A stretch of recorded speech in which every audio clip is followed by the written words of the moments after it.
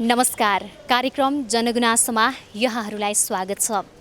दर्शकवृन्द, विगतका दिनहरूमा रेडियोलोजी रोग पत्ता लगाउनेमा मात्रै सीमित रहेको थियो। पछिल्लो समय प्रविधिको विकाससँगै रेडियोलोजीले रोगको उपचार गर्नेमा पनि यसले आफ्नो स्थान बनाउन सफल भएको छ र यसमा सबैभन्दा ठुलो भूमिका रेडियोग्राफर, रेडियो टेक्नोलोजिस्ट र रेडियोलोजिस्टहरूको रहेको हुन्छ। के छ त रेडियोग्राफरहरूको पछिल्लो अवस्था? आउनुहोस् यसै विषयमा केन्द्रित रहेर हामी उहाँहरूसँग कुराकानी गरौँ। पछिल्लो समय नेपालका अस्पतालहरूमा चाहिँ रेडियोग्राफर र रेडियोलोजिस्टहरूको चाहिँ माग कतिको छ? अब यो कस्तो भयो भने दिन प्रतिदिन यो रेडियोलोजीको प्रेजेन्स, रेडियोलोजीको उपस्थिति हरेक क्षेत्रमा हुन थाल्यो। पहिला रेडियोलोजी भनेपछि एक्सरे गर्ने भने चाहिँ नपढेको मान्छेले पनि गर्न हुने, जसरी पनि फोटो खिच्ने कन्सेप्ट थियो। तर अहिले दिन प्रतिदिन के भयो भने यो एउटा चाहिँ प्रोफेसनलिजमको रूपमा चाहिँ डेभलप भयो। प्रोफेसनलिजम भन्ने बित्तिकै अब यो एउटा मेडिकल सेक्टरमा यो काउन्सिलको रजिस्ट्रेसनदेखि लिएर एजुकेसनदेखि लिएर हरेक कुराले समेट्ने गर्छन्। र यति मात्रै होइन, हिजोको समयमा यो एक्सरे भनेको एउटा रोग पत्ता लगाउनलाई मात्रै चाहिँ चिनिन्थ्यो, बुझिन्थ्यो भने अबको समयमा चाहिँ प्रविधिले गर्दाखेरि यो एक्सरेको प्रेजेन्स बिना कतिपय अपरेसनहरू हुनेछन्। जस्तै हड्डीको अस्पतालमा आउनुभएको छ, हड्डीकोसँग सम्बन्धित अपरेसन गर्नुपर्यो भने एक्सरेसँग सम्बन्धित एकदमै आधुनिक प्रविधिका मेसिनहरू, जस्तै सिआर फ्लोरोस्कोपी भन्छ, त्यो मेसिनको सहयोग लिएर मात्रै अपरेसन गर्न सफल भएको छ। अहिले त्यहाँसम्म चाहिँ रेडियोलोजीले आफ्नो उपस्थिति देखाइसकेको छ। जुन हिजोको समयमा 2 घन्टा 3 घन्टा अपरेसन गर्न टाइम लाग्थ्यो, अहिले यो रेडियोलोजीको प्रेजेन्समा तपाईँको 2 घन्टाको अपरेसन आधा घन्टामा, 10 मिनटमा, 15 मिनटमा सकिन्छ। त्यो हुँदाखेरि के भयो भने बिरामीले जुन एनेस्थेसियाको साइडबाट जुन बेहोस गर्नुपर्ने हुन्छ त्यसलाई कम समयमा झार्यो र बिरामीलाई घाउ पनि बनाउनु पर्ने होइन, चिर्नु परेन, नचिरिकन अपरेसन हुन्छ। जस्तै मुटुको अस्पतालमा पनि त्यस्तै किसिमको हुन्छ, अपरेसन नचिरिकन चाहिँ गर्नुपर्ने हुन्छ। यो अवस्थामा हेर्दाखेरि रेडियोलोजी हिजोको तुलनामा र आजको तुलना गर्दाखेरि यसको माग दिन प्रतिदिन बढ्दै गएको, किनभने यसले आफ्नो उपस्थिति हरेक क्षेत्रमा, मेडिकलको हरेक क्षेत्रमा चाहिँ देखाएका छन्। जस्तो कि अब नेपाल सरकारले चाहिँ एक अस्पताल बराबर एक रेडियोलोजी डिपार्टमेन्ट र त्यही अनुसारका रेडियोग्राफर, रेडियोलोजिस्टहरू राख्ने भनेर पनि नीतिहरू चाहिँ बनाइसकेको छ। नेपालमा चाहिँ यो अनुसारले यो नीति अलिक लागू भएको देखिँदैन होइन। जस्तो रेडियोग्राफरहरूलाई अलिकति बढी नै यो जोखिम बोल्नुपर्ने भनेर पनि हामीले सुनिरहेका हुन्छौँ। यसको विषयमा कतिको जोखिम छ यो, अनि अब आउँदा भाइ बहिनीहरूलाई के भन्न चाहनुहुन्छ? यो रेडियोलोजी फिल्ड पनि यो आफैमा एउटा चाहिँ रिस्क भएको क्षेत्र, जोखिम भएको क्षेत्र। नेपाल सरकारले, हाम्रो रेडियोलोजिकल सोसाइटीले र काउन्सिलले यो कुराहरूमा चाहिँ पहल गर्नुपर्ने अझै पनि आवश्यकता छ। जस्तो कि अब यो रेडियोलोजिस्टहरू, रेडियोग्राफरहरू भए होइन, उनीहरूले चाहिँ अब जोखिम मोलेर यसरी दिनरात भनेर काम गरिरहेका हुन्छन्। यिनीहरूलाई प्रिकसनका लागि नेपाल सरकारले कुनै पनि पहल गरेको देखिँदैन होइन। अब आउँदा भाइ बहिनीहरूलाई चाहिँ अबको यो रेडियोलोजीको भविष्यको बारेमा के भन्न चाहनुहुन्छ? जस्तो भविष्य छ त यसमा? एकदम निश्चित रूपले कुनै पनि पेसा, कुनै पनि क्षेत्र, चाहे रेडियोलोजी मात्रै होइन, संसारमा कुनै पनि विषय चाहिँ त्यसको क्षेत्र छैन भनेर हामी चाहिँ भन्न मिल्दैन। क्षेत्र हामी आफैले निर्धारण गर्ने हो। यो रेडियोलोजी जो हिजोको समयमा चाहिँ फोटो खिच्ने रूपमा चाहिँ बुझिन्थ्यो, अहिले रेडियोलोजीको प्रेजेन्स हेर्नुहोस्, इम्पोर्टेन्स हेर्नुहोस्। यदि रेडियोलोजी नभइदिने भने कतिपय मैले अघि पनि भनिसकेँ, अपरेसनका कुराहरू 2 घन्टा लाग्ने अपरेसनहरू अहिले 10 मिनट 15 मिनटमा चाहिँ सम्भव भएका छन्। जस्तै कि अब अहिले काम गरिरहनु भएका रेडियोग्राफरहरू, रेडियोलोजिस्टहरू हुनुहुन्छ होइन, दिनरात भनेर काम त गर्नुहुन्छ होइन, तर उहाँहरूका लागि अलिकति जसरी जोखिम मोलेर काम गरिरहँदाखेरि चाहिँ त्यही अनुसारको आफूले सेवा सुविधाहरू नपाएको गुनासोहरू पनि गरिरहनुहुन्छ। जस्तो अब तलबहरूको कुरा गर्दाखेरि होइन, नेपाल सरकारले रेडियोलोजिस्टहरूका लागि कोटाहरू पनि कम राखेको छ होइन, त्यसको लागि चाहिँ के भन्न चाहनुहुन्छ? एकदम निश्चित रूपमा जुन मैले अघि पनि भने, नेपाल सरकार मातहतको कर्मचारीलाई सुविधाहरू त छन्, सेवा सुविधाहरू, तर प्राइभेट सेक्टरमा छैन। र अब जहाँसम्म रिस्कको कुरा गर्नुभयो यहाँ म्यामले, जस्तो रेडिएसन हाजर एलाउन्स त दिएकै छैन, त्यो कुरा त एकदम प्राइभेट सेक्टरमा दिएकै छैन। त्यो सँगसँगै जस्तै कोभिड-19 को अहिले चपेटमा मेन अहिलेको रिस्क भनेको कोभिड-19 हो। यो हामी पनि कोभिड-19 अस्पतालमा काम नगरे पनि कोभिडको बिरामीहरू त आउँछन्, डायग्नोसिस हुन्छन्, डायग्नोसिस भएपछि अन्त रिफर गरिन्छ भनेपछि त हामी त त्यो बिरामीसँग त एक्सपोज भइसकेका हुन्छौँ। तर कोभिड-19 को नाममा हामीले कुनै किसिमको सेवा सुविधा रेडियोग्राफर मात्रै होइन अरू पनि पेसाकर्मी मेडिकल क्षेत्रमा काम गर्ने प्राइभेट सेक्टरमा काम गर्ने स्वास्थ्य कर्मीहरूले यो सेवा सुविधा पाएको छैन। यद्यपि सरकारले घोषणा गरेको चाहिँ पक्कै पनि हामीले मिडियाहरूमा सुनेका छौँ। समग्रमा भन्नुपर्दाखेरि त्यो पाउनुपर्ने सुविधा समग्र सेवामा भन्नुपर्दाखेरि सेवा सुविधा पाएका छैनन् भन्ने कुरा चाहिँ मेरो भनाइ हो। सर जस्तो अब हजुर रेडियोलोजिस्ट हुनुका नाताले पनि होइन अहिले नेपालमा रेडियोलोजिस्टहरूको माग कतिको छ? अब रेडियोलोजी भनेको एकदम डाइनामिक स्पेसियालिटी हो, किनभने यो चाहिँ रोग जति पनि रोगहरू छ त्यो रोगहरूको डायग्नोसिस चाहिँ हामीले इमेजिङको पद्धतिबाट गरिरहेका छौँ। यो हिसाबले गर्दाखेरि अहिले रोगहरू पनि धेरै नै बढेको हुनाले रेडियोलोजिस्टहरूको माग धेरै नै छ हाम्रो जस्तो देशमा। अहिले हामी हाराहारी 400-500 रेडियोलोजिस्ट मात्रै छौँ, जुन चाहिँ एकदम अभाव छ। दूरदराज दुर्गमहरूमा त रेडियोलोजिस्टको एकदम अभावै छ। जस्तो कि यो रेडियोग्राफर भन्दा रेडियोलोजिस्टहरूले चाहिँ अलिकति बढी सेवा सुविधा पाउने हो होइन। अब अध्ययनका हिसाबले कुरा गर्ने हो भने त रेडियोलोजिस्ट भनेपछि त अब उचाइकै कुरा भयो, अलिकति अध्ययनका कुरामा चाहिँ। अब जस्तो रेडियोग्राफरले अलिकति बढी रिस्क मोलेर काम गर्नुपर्छ भने त्यो रिस्क पनि थोरै कम हुनुभयो रेडियोलोजिस्टलाई, र सेवा सुविधा पनि अलिक बढी नै पाएको हो कि प्रिकसनहरू के कस्तो पाइरहनु भएको छ? प्रिकसनको लागि त अहिलेको खास गरी कोभिड बढिरहेछ, त्यो हिसाबले गर्दाखेरि अब पिपिई जुन छ पर्सनल प्रोटेक्टिभ इक्विपमेन्टहरू, फेस सिल्डहरूदेखि लिएर सबै कुराहरू, ग्लोभ्सहरू, अब सेनिटाइजरहरू, त्यो कुराहरू प्रयोग गर्नुपर्ने हुन्छ। अब त्यो त छँदैछ। अब रेडियोलोजीमा काम गर्ने मान्छेहरूलाई जस्तै रेडियोग्राफरहरू प्रत्यक्ष रूपमा डाइरेक्टली पेसेन्टसँग इन्भल्भ पनि हुनुहुन्छ। उहाँहरूले सिटी जस्तै अब एक्सरेहरू गर्दाखेरि पनि पेसेन्ट अब थाहा हुँदैन कुनै पनि बिरामी कोभिड हो या नन कोभिड हो, हामीले सबैलाई त कोभिड हो नन कोभिड हो भन्ने कुरो हुँदैन। सबै हामी बिरामीलाई कोभिड उपचार दिनैपर्छ। सेवामा आफ्नो डिपार्टमेन्टमा आइसकेपछि हामीले उपचारको लागि हामीले जाँचहरू गर्छौँ नि, र त्यो जाँचहरू गर्दाखेरि अब रेडियोग्राफरहरू पनि फ्रन्टलाइनरै भएर जुन इमेजिङ गर्दै हुन्छ, जस्तो रेडियोग्राफरले जुन राम्रो इमेजहरू दिएको हुन्छ त्यसकै आधारमा रेडियोलोजिस्टहरूले चाहिँ डायग्नोसिस गर्ने हो। र एउटा टिम हो, रेडियोलोजिस्ट र रेडियोग्राफर भनेको एउटा टिम हो, दुईजना चाहिँ पर्याय जस्तो हो।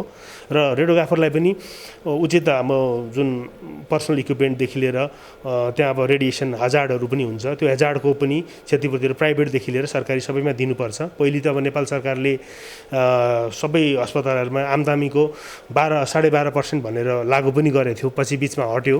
त्यसले गर्दाखेरि जुन हाम्रो रेडियोग्राफर अथवा रेडियोलोजीसँग सम्बन्धित स्वास्थ्य कर्मीहरूलाई चाहिँ अलिकति त्यसले अप्ठ्यारो भएको छ। र अहिलेको अब सरकारले यस्तो विषम परिस्थितिमा चाहिँ यस्तो कुराहरूलाई सम्बोधन गरिदियो भने चाहिँ स्वास्थ्य कर्मीहरू अझ पनि प्रोत्साहित भएर काम गर्ने थिए र सेवा पनि जनताले एउटा राम्रो सेवा पाउने मौका पाउने थिए भन्ने जस्तो लाग्छ मलाई। नेपाल रेडियोलोजी एसोसिएसन छ, नेपाल रेडियोग्राफर्स एसोसिएसनहरू छ, त्यो एसोसिएसनले पनि सरकारहरूसँग वार्ताहरू गरेर अथवा जुन प्राइभेट हस्पिटलहरूको टिमहरूसँग पनि सहकार्य गरेर अलिकति सेवा सुविधाहरूमा चाहिँ अलिकति व्यवस्थापन राम्रो गर्दाखेरि चाहिँ स्वास्थ्य कर्मीहरूलाई चाहिँ काम गर्न अझै प्रोत्साहन हुन्थ्यो। किनभने अब प्राइभेटमा त देखि नै हालेछौँ हामीले जुन यो हजार्डहरू सरकारले त आमदामीको 25% भनेर दिइ नै राखेको छ सरकारी अस्पतालहरूमा, तर प्राइभेट अस्पतालहरू जुन छ त्यहाँ चाहिँ हाम्रो रेडियोग्राफर साथीहरू अथवा रेडियोलोजिस्ट साथीहरूले पनि जुन रेडिएसन हजार्डहरू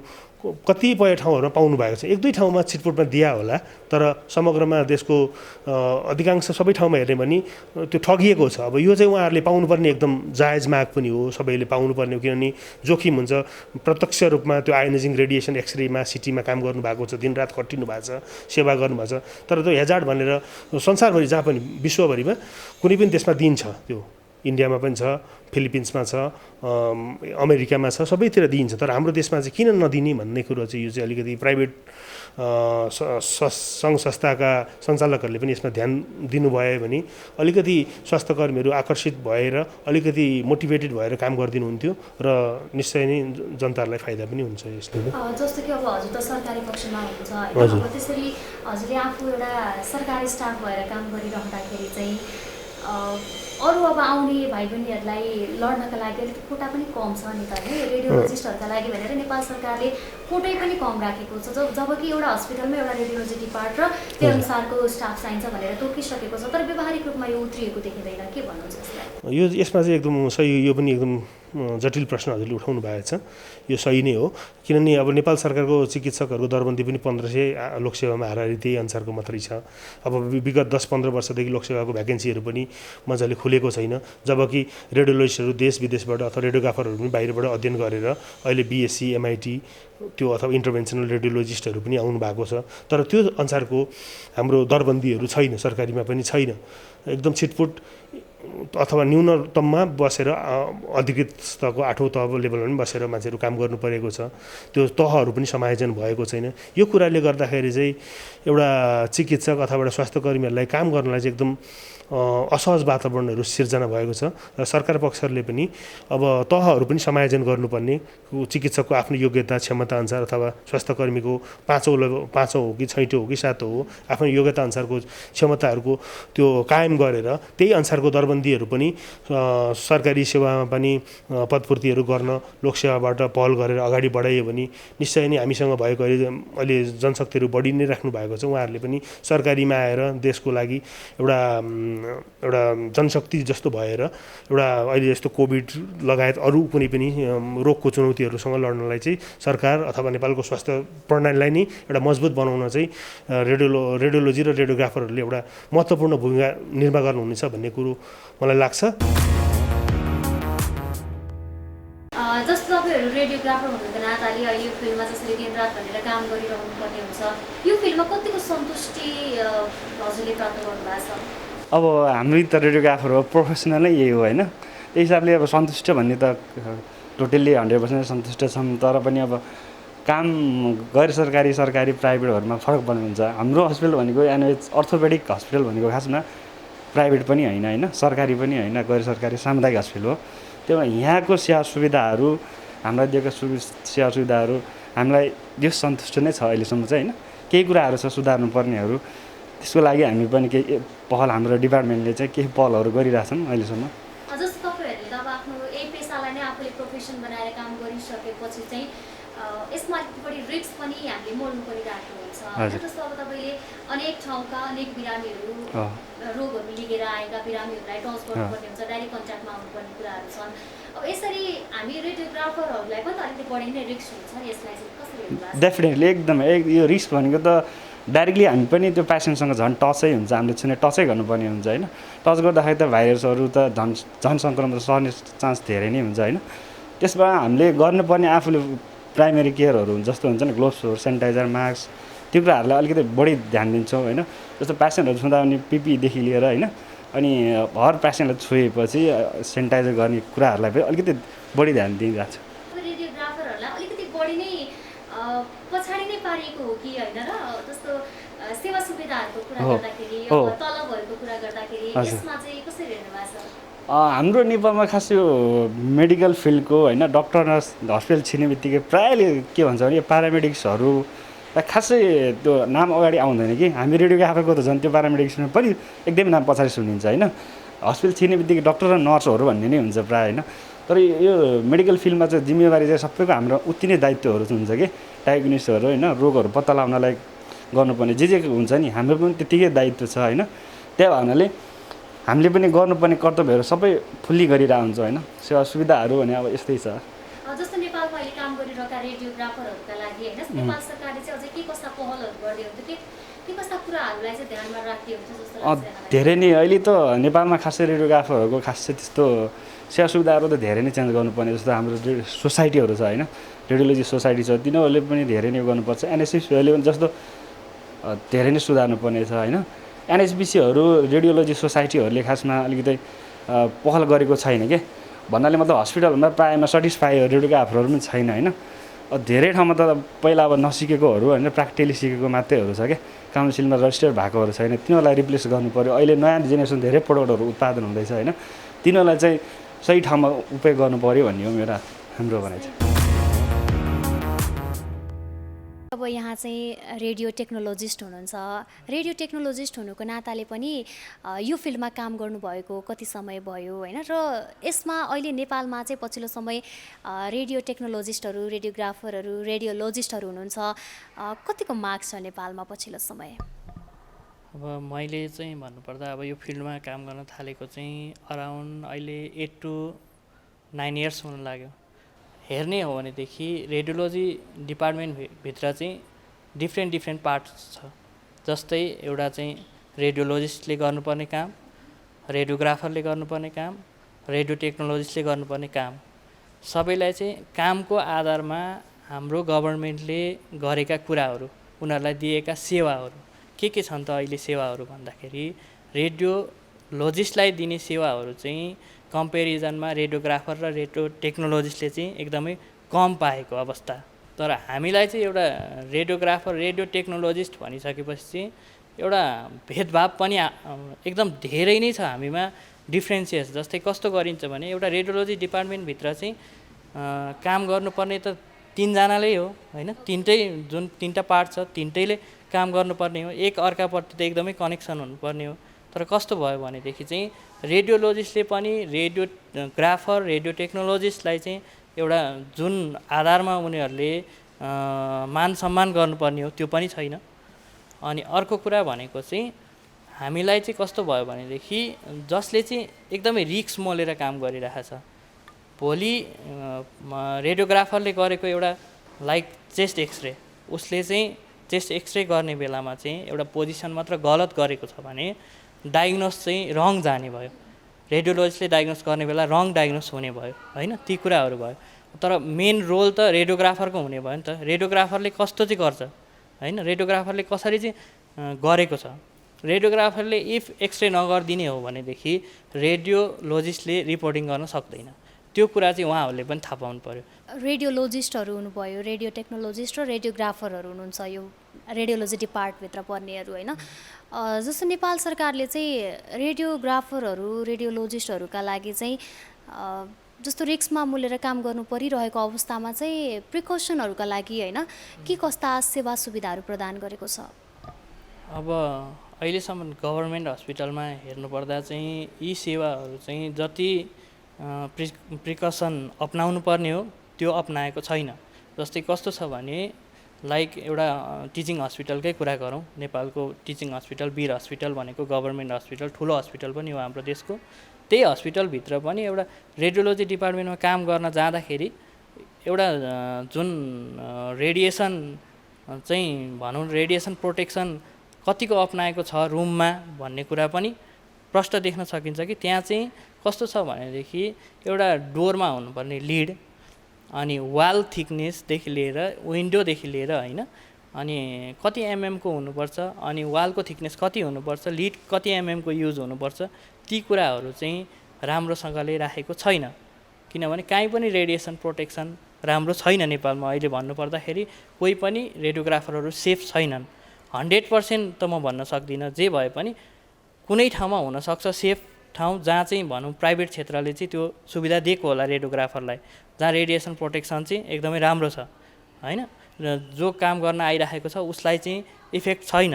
तर त्यो कुराको पनि ग्यारेन्टी 100% छैन। गभर्मेन्ट क्षेत्रमा जो काम गर्दैछन् गभर्मेन्ट हस्पिटलमा उनीहरूलाई चाहिँ एउटा रेडिएसन मेजरमेन्ट गर्नको लागि टिआरडी ब्याजेसहरू छन् होइन, जुन चाहिँ रेडिएसन जुन मेजरमेन्ट गर्ने एउटा इक्विपमेन्ट हो। ती कुराहरू चाहिँ कम्पलसरी हुनुपर्यो। जो काम गर्दै गरेको रेडियोग्राफरहरू हुनुहुन्छ, रेडियो टेक्नोलोजिस्ट हुनुहुन्छ, उहाँहरूलाई चाहिँ यो सबै सुविधाहरू चाहिँ सरकारले दिन नसक्नाले गर्दाखेरि चाहिँ उहाँहरूको हेल्थमा चाहिँ एकदमै रिस्क छ। अब यो रेडियोलोजिस्टहरूले चाहिँ जसरी रिस्क मोलेर काम गरिरहनुहुन्छ यसमा चाहिँ अब सरकारले खासै ध्यान नदिएको कुराहरू गर्नुभयो यहाँले। अब यसरी आफू अलिकति जोखिम मोलेर काम गरिरहँदाखेरि के यसमा भविष्य देख्नुहुन्छ त यहाँले? अब सरकारले अहिलेकै जसरी नै चलाइराख्यो भने, अहिलेकै जसरी स्वास्थ्य सेवामा जति लागिराख्नु भएको छ रेडियोग्राफर, रेडियो टेक्नोलोजिस्टहरू, अब उहाँहरूलाई चाहिँ अहिलेकै जति मात्र सेवा सुविधा प्रदान गर्यो भनेदेखि चाहिँ अभियसली यो कम हुनसक्छ। भोलि गएर हाम्रो फिल्ड पढ्ने पनि एकदमै कमै हुन्छ। जो मान्छे चाहिँ डेली रेडिएसन खाइरहेको छ उसलाई चाहिँ भनौँ न सरकारले केही हेरेको छैन। जहाँसुकै हेर्नुहोस् रेडियोग्राफर रेडियो टेक्नोलोजीको डिमान्ड काहीँ पनि छैन। हस्पिटलहरू खोल्छन्, एक हस्पिटल बराबर एक रेडियोलोजी डिपार्टमेन्ट हुनैपर्छ भन्ने एउटा मान्यता छ, नियमै सरकारले त्यही नियम बनाएको छ। तर त्यो तोकेको अनुसारले चाहिँ अहिलेसम्म चाहिँ भनौँ न हस्पिटलहरूले चाहिँ त्यो डिपार्टमेन्टहरू राखेको छैनन् होइन। राखे पनि एउटा एक्सरे राखेका छन्, तर एक्सरे मात्र सबै सोल्युसन होइन नि त, किनभने पेसेन्ट हस्पिटलभित्र आइसकेपछि उसले सबै ट्रिटमेन्ट गर्न चाहन्छ, त्यो हस्पिटलबाट चाहिँ फर्केर अन्त नजाउँ भन्न चाहन्छ। त्यो कारणले गर्दाखेरि सिटी स्क्यान एमआरआईदेखि लिएर जति रेडियोलोजी फिल्डमा हुनुपर्ने रेडियोलोजी डिपार्टमेन्टमा हुनुपर्ने इक्विपमेन्टहरू चाहिँ सबै हस्पिटलमा चाहिँ भनौँ न सेवा चाहिँ दिनै पर्यो, सबै हस्पिटलमा हुनै पर्यो त्यो कुराहरू। मैले देखेको एकदमै हस्पिटलभित्र चाहिँ मेन रोल नै रेडियोलोजी डिपार्टमेन्टको। स्वास्थ्य क्षेत्रले नै भनेको छ कि एउटा ब्याकबोन हो, ह्युमन बडीको चाहिँ ब्याकबोन भनेको। ब्याकबोन भएन भने त तपाईँ हिँडडुल गर्न पनि सक्नु भएन नि त। सेम लाइक हाम्रो पनि त्यही नै हो, यो ब्याकबोन भनेर बसेको छ। तर कस्तो भयो भनेदेखि जुन ब्याकबोनलाई चाहिँ मान्छेहरूले राम्रोसँगले चिनिराखेको छैनन्। पछिल्लो समय चाहिँ हेर्ने हो भने प्रत्येक अस्पतालहरूको कुरा गर्दाखेरि चाहिँ जस्तो रेडियोलोजिस्टहरूले जसरी एउटा रिस्क नै खेपेर काम गरिरहेको हुन्छ, तर कतिपय रेडियोग्राफरहरूको रूपमा जसले काम गरिरहनु भएको छ उहाँहरू चाहिँ कतिपयले चाहिँ यतिकै काम सिकेकै भरमा पनि काम पाइरहनु भएको हुन्छ, काम गरिरहनु भएको हुन्छ होइन।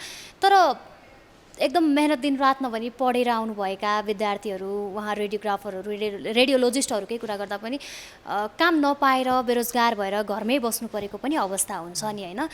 यसका लागि चाहिँ नेपाल सरकारले अलिकति नीति नियमहरू नबनाएको हो कि एउटा केही क्राइटेरियाहरू हुनुपर्ने हो कि के जस्तो लाग्छ यहाँलाई चाहिँ? गभर्मेन्टले चाहिँ नीति नियमहरू चाहिँ जहाँसम्म लाग्छ मलाई बनाएको होला, तर त्यो चाहिँ एउटा भनौँ न लिखित रूपमा मात्र भयो, कार्यान्वयन चाहिँ भएन। किनभने मैले अब भन्नुपर्दाखेरि कति गभर्मेन्ट हस्पिटलमा चाहिँ देखेको छु कि जो चाहिँ त्यहाँ डिपार्टमेन्टलाई सफा गर्नको लागि मात्र राखेका मान्छेहरू, जुन बेलामा चाहिँ एउटा हाम्रो फिल्ड चाहिँ भर्खरै सुरुवाती थियो, त्यहाँ चाहिँ त्यो बेलामा रेडियोग्राफरहरू कम थिए, त्यो कुरो हामीलाई पनि थाहा छ। तर कस्तो भनेदेखि त्यो टाइमिङ र यो टाइमिङ डिफ्रेन्ट छ नि, सुरुवात भएको समय र अहिलेको समय फरक छ। त्यसले गर्दाखेरि चाहिँ कस्तो भयो भनेदेखि उनीहरूलाई चाहिँ त्यहीँ रेडियोग्राफरले नै अथवा रेडियो टेक्नोलोजिस्टले नै उनीहरू आफू काम गर्न अल्छीले गर्दाखेरि म काम गर्दिनँ किनभनेदेखि मलाई काम गर्न जाँगर छैन भन्नाले गर्दाखेरि चाहिँ के भयो भनेदेखि नपढेको मान्छेले पनि के गर्ने भयो त, एउटा यो त टेक्निकल कुरा न हो, सिक्यो भने मान्छेले गर्न सक्छ तर के गरेँ भन्ने कुरा उसलाई थाहा हुँदैन, उसलाई त्यसको बारेमा नलेज हुँदैन, कसरी इमेज बन्यो त्यो थाहा हुँदैन। कस्तो अवस्था आइदियो त, जो मान्छे पढेकै छैन उसले काम गरिराखेको छ, जो मान्छे पढेको छ पढेर आएको छ उसले खर्च गरेको छ उसले चाहिँ काम गर्न पाइराखेको छैन। अब जबसम्म नपढेको मान्छेलाई हटाइँदैन नि तबसम्म चाहिँ भनौँ न जति पढेर खर्च गरेर आउने रेडियो टेक्नोलोजिस्ट रेडियोग्राफरहरू चाहिँ घरै बस्नुपर्ने हुन्छ। अब अहिले पढिरहेका भाइ बहिनीहरू जुन पढिरहनु भएको छ होइन, जस्तो तपाईँहरू अब जस्तो काम गरेर अलिकति एक्सपिरियन्स्ड भइसकेकाहरू हुनुहुन्छ भने अब पढ्दै गरेका भाइ बहिनीहरूका लागि यो रेडियोलोजी डिपार्टका लागि अलिकति कस्तो खालको सन्देश दिन चाहनुहुन्छ भविष्यको बारेमा होइन? अब भविष्य नै यसमा छैन भन्न चाहिँ मिल्दैन, किनभने हामी पनि यही पढेर आयौँ, यसैमा काम गरिराखेको छौँ। भविष्य छ नभएको होइन, गभर्मेन्टले कति सुविधा दिएको छ र दिएको छैन भन्ने कुराले गर्दाखेरि भनौँ न भोलि हामीलाई त यो पढेर आएर केही पनि हुँदैन कि भन्ने कुरा पनि नसोच्नुहोस्, किनभने चेन्ज अभियसली आउँछ। केही कुरा बल्ल बाहिर निक्लेपछि मात्र त्यसको सोल्युसन हुन्छ। अब यो कुराहरू पनि सोल्युसन होला, जस्तै स्यालेरीको कुराहरू पनि उहाँहरूलाई चाहिँ लाग्छ कि हाम्रो फिल्डमा एकदमै कम छ, हामीले त 15 लाख 20 लाख खर्च गरेर पढेर आएको छौँ होइन, 15 लाख 20 लाख कमाउनलाई त 5 वर्ष 10 वर्ष काम गर्दा पनि हामीले त्यति कमाउन सक्दैनौँ भनेदेखि पढ्ने कि नपढ्ने भन्ने दोधारमा पनि हुनसक्छ। भोलि पढेको मान्छे यो फिल्डै छोडेर पनि जान सक्छ, तर जहाँसम्म यो फिल्डमा आइसकेपछि छोडेर नजानुहोस्, किनभने क्यारियर छ यसमा नभएको होइन, तर लागि पर्नु पर्यो, लड्नु पर्यो आफ्नो लागि। किनभनेदेखि कोही मान्छे पनि नलडिकन नगरिकन अगाडि पुग्दैन होइन। मेन कुरा त के भन्छु भने भाइ बहिनीहरूलाई जो अब भोलि पढेर आउनुहुन्छ यो फिल्डमा आउनुहुन्छ, एउटा कुरा चाहिँ तपाईँहरूले पनि के गर्नुहोस् भनेदेखि पढाइ मात्र नै ठुलो कुरा होइन, तर टेक्नोलोजी कहाँसम्म पुगेको छ त्यो कुरा पनि तपाईँले पढाइ सँगसँगै हेर्दै जानु पर्यो होइन। अहिलेको टेक्नोलोजी लाइक नेपालमा कस्तो टेक्नोलोजी भित्रिराखेको छ, बाहिर कतिको टेक्नोलोजी कहाँसम्म पुगिसकेको छ त्यो कुरा पनि हेर्नु पऱ्यो। कतिको एडभान्स मेसिनहरू चाहिँ बाहिर युज भइरहेछ, नेपालमा त्यो एडभान्स मेसिनहरू आइराखेको छन् कि छैन, ती कुराहरू पनि तपाईँहरूले चाहिँ जानेर आउनुभयो भनेदेखि चाहिँ भोलि आफ्नो फिल्डमा आइसकेपछि काम गर्न सजिलो हुने भयो, एउटा उहाँहरूलाई चाहिँ राम्रो वातावरण मिल्ने भयो। जस्तै अहिले तपाईँले भने जस्तै काम नगरेको पढ्दै नपढेको मान्छेहरूले चाहिँ काम गरिराखेको छन् होइन। पढ्ने मान्छे आएर चाहिँ भोलि घरै बस्नुपर्ने हुनसक्छ, उनीहरूले चाहिँ जागिर नपाउने चान्स हुनसक्छ। सेम के भयो त, पढेकै मान्छे पनि अर्कोतिर गइदियो होइन। अब भोलि जुन मान्छेले जे काम गर्नको लागि पढिरहेछ त्यो मान्छे आउँदाखेरि त्यहाँ कोटा नहुने भयो। त्यो कुरालाई चाहिँ अहिले नै गभर्मेन्टले चाहिँ त्यो कुरातिर नि ध्यान दिनु पऱ्यो। प्राइभेट क्षेत्रमा नि के भइरहेको छ त्यो कुरालाई पनि हेर्नु पऱ्यो। तपाईँलाई पनि एकदमै धेरै धेरै धन्यवाद। अब मेरा मनमा लागेका कुराहरू जुन हाम्रो फिल्डको बारेमा राख्न खोजेको थिएँ होइन, अब त्यो मेरो मनमै मात्र थियो। आज तपाईँहरू पक्ष पनि भनौँ न सब जो वर्करहरू हुनुहुन्छ हाम्रो फिल्डमा काम गरिराख्नु भएको छ उहाँहरू लगायत स्वास्थ्य क्षेत्रमा काम गरिराख्नुभएका सबैजनाले चाहिँ यो कुराहरू चाहिँ एकदमै लागि परेर कसरी हुन्छ त, के गर्न सकिन्छ त होइन, हामीले आफ्नो फिल्डलाई चाहिँ कसरी अगाडि बढाउन सकिन्छ त। एउटा मैले अन्तिममा एउटा भन्छु, एउटा स्यालेरीको कुराहरू पनि बाहिर र यहाँमा डिफ्रेन्सेस के छ भनेर पनि म त्यो प्रश्न पारिदिन्छु। जस्तै हाम्रो एउटा बेसिक स्यालेरी भनेर गभर्मेन्टले अराउन्ड 30-35 राखेको छ, तर कस्तो छ भनेदेखि बाहिर चाहिँ एउटा स्यालेरी बेसिसमा जाने हो भने एनुअल्ली 60 to 90,000 चाहिँ US$ छ।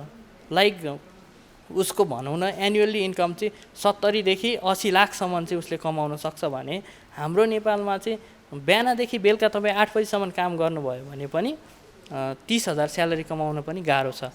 त्यो कुराहरूलाई पनि के गर्नु पऱ्यो भने एउटा कुरा त रेडियोग्राफर र रेडियो टेक्नोलोजिस्टले पनि बोल्न सक्नु पऱ्यो। जुन सरकारले एउटा कोटा खुलाउनु पर्ने हो, जुन गभर्मेन्ट हस्पिटलको लागि अथवा प्राइभेट क्षेत्रले पनि कोटा जुन माग्छ नि, भ्याकेन्सी खुलाउँछ नि, त्यो बेलामा पनि एउटा कस्तो छ भनेदेखि लेभल चाहिँ छुट्याएर खुलाउँदैन क्या। एउटा रेडियोग्राफर भनेको छ, रेडियो टेक्नोलोजिस्ट र रेडियोग्राफरमा त डिफ्रेन्ट छ नि त। गभर्मेन्टले चाहिँ 5औँ 7औँ 6औँ लेभलमा चाहिँ खुलाएको छैन अहिलेसम्म पनि। 5-6 वर्ष यता मैले देखिरहेको छु, मैले यही फिल्ड पढेर आएँ, ब्याचलर्स गरेर आएँ, एउटा ब्याचलर्स गरेर आएको मान्छेलाई अहिलेसम्म मागेको छैन भनेदेखि भोलि के हुन्छ भन्ने कुरा त छुट्टै हो। तर एउटा विडम्बना चाहिँ सुन्दा पनि अनौठो लाग्ने कुरा चाहिँ एउटा पढिसकेर आएपछि पनि आफ्नो पोस्टमा काम गर्न नपाउनुको विडम्बना, गभर्मेन्टले नमाग्नु, यसको कोटा नखुलाउनुको चाहिँ मलाई एकदमै विडम्बना छ। दर्शकवृन्द, नेपाल सरकारले एक अस्पताल बराबर एक रेडियोलोजी डिपार्टमेन्ट आवश्यक छ भनेर नीति नियमहरू बनाइरहे पनि अहिलेसम्म व्यावहारिक रूपमा भने उतारिएको देखिँदैन। रेडियोग्राफर, रेडियोलोजिस्ट र रेडियो टेक्नोलोजिस्टहरूले जसरी दिनरात नभनी जोखिम मोलेर काम गरिरहेका हुन्छन्, त्यसै प्रकारले उनीहरूले आफ्नो सुरक्षाका लागि कुनै प्रकारको पनि सेवा सुविधाहरू नपाएको गुनासो गरिरहेका छन्। यस समस्याप्रति सम्बन्धित निकायको ध्यान जान आवश्यक छ। बिजनेस प्लस एचडी टेलिभिजनका लागि क्यामेरामा विवेक श्रेष्ठका साथ बिन्दु अधिकारी, काठमाडौँ।